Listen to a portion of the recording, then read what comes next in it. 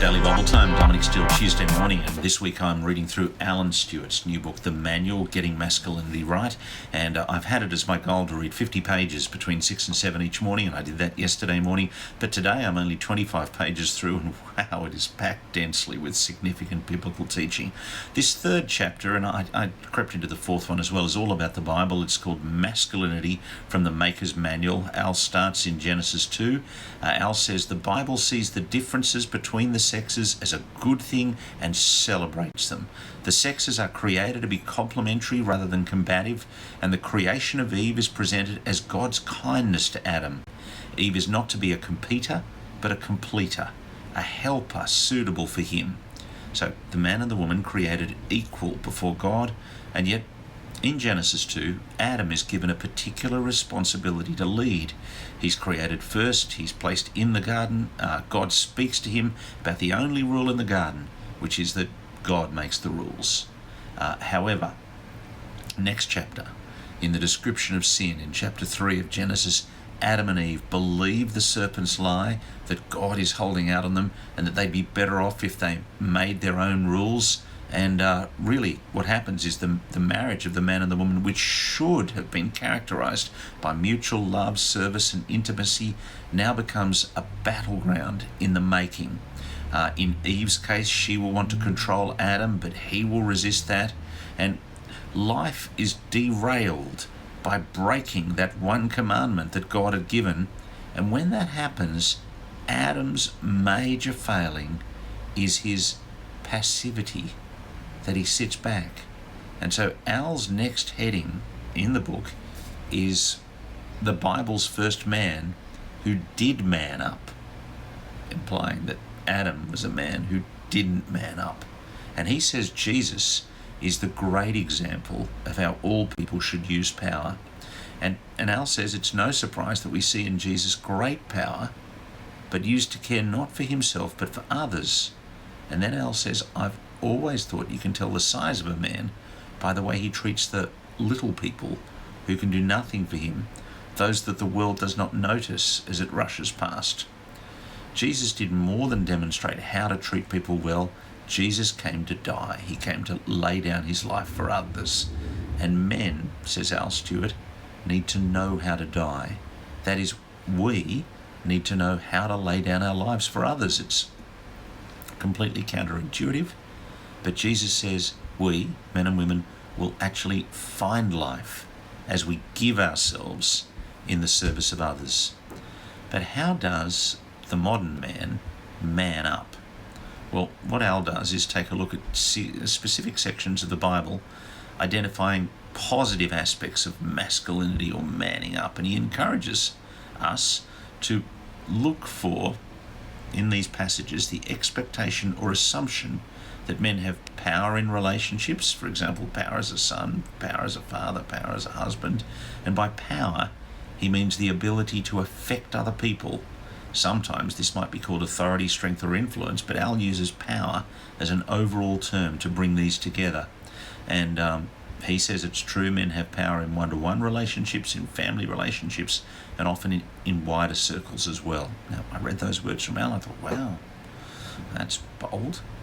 But then when Al takes us to this series of passages that he does, well, let's see if he stops you and makes you think the way he stopped me and made me think. So, as a son, he goes to the verse in Mark 7 from Jesus, where Jesus says to the Pharisees, you've let go of the commands of God and are holding on to human traditions. You've a fine way of setting aside the commands of God in order to observe your own traditions. For Moses says, honor your father and mother, and anyone who curses their father or mother is to be put to death. But you say that if anyone declares that what might have been used to help their father or mother is korban, that is devoted to God, then you no longer let them do anything for their father or mother.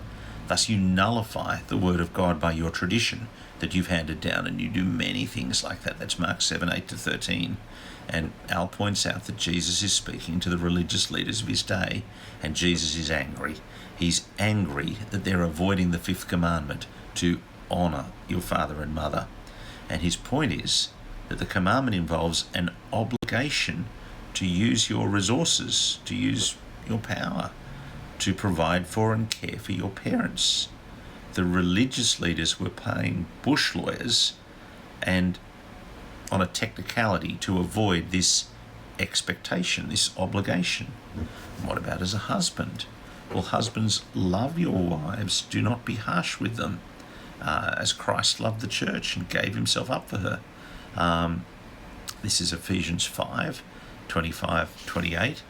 I'm looking at 1 Peter 3, verse 7. Husbands, in the same way, be considerate as you live with your wives. Treat them with respect as the weaker partner, and heirs with you of the gracious gift of life. So, husbands do have power in their marriages. Not simply, says Al Stewart, because they're bigger and stronger than their wives, but because in Christian marriage, wife is told to be submissive to her husband. And that potentially, says Al Stewart, puts women at a disadvantage and makes them vulnerable, unless the man sees his God-commanded obligation clearly. And we should see them clearly, says Al. A husband's power is to be used to take the initiative to love, to serve, and care for his wife. In fact, to lay down his life for his wife, day by day.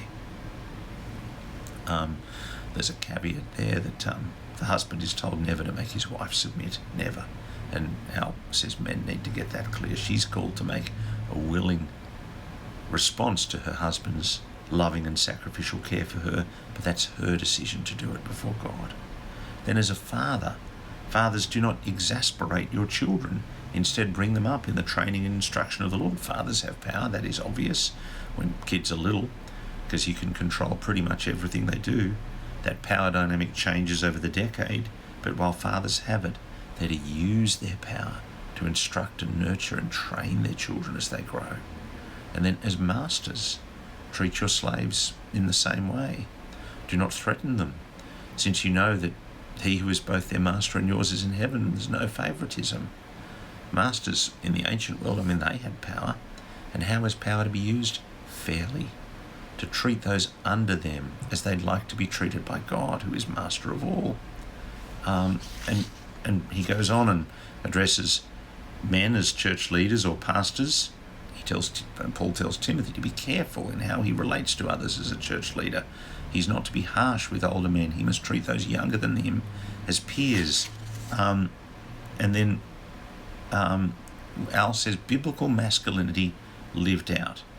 When a man lives with healthy biblical masculinity, he will make those around him feel safe. And this is where I'll finish. He says, I saw this very clearly a few years ago when my good friend Tony, I know Tony, was leaving as administrator of the church where we both worked. Tony was leaving. The other administrative staff, mainly younger women, were feeling anxious about his departure. They were wondering how they'd cope without him. At Tony's farewell, Philip, the senior pastor, said something very insightful to the other office staff. I understand that you're feeling anxious about Tony leaving.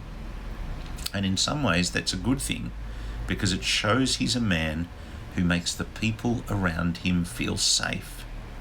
What a great compliment to a man.